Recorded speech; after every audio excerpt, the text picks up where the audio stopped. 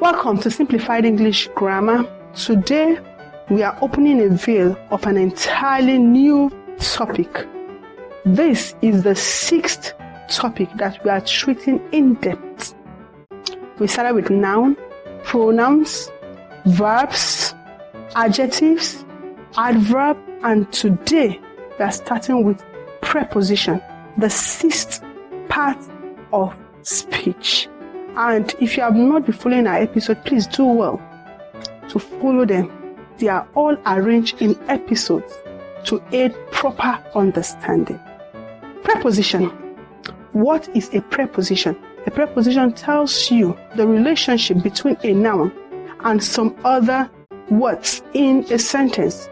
The preposition is usually placed before the noun or pronoun it grooms or it governs.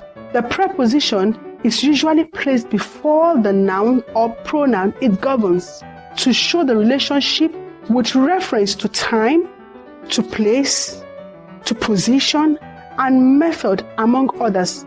The only grammatical function of a preposition is to govern a noun or a noun equivalent. A noun equivalent may be a pronoun, an infinitive, a gerund, a phrase, or even a clause. Let's take some examples to see how preposition does this. Let's see these examples. The book is on the table. On the table, connecting two nouns together.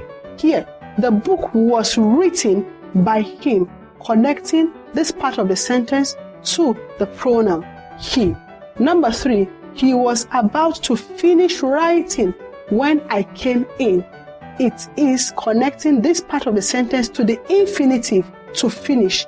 Number 4, rest on the word of God, is connecting this part of the sentence to this other phrasal part of the sentence. And finally here, I wish, besides your reading regularly. Pay rapt attention in class. Besides here is the preposition connecting this gerund that we have seen. This is just an introductory class to preposition. Now, next episode, we'll be talking about types of preposition. See you then. Bye.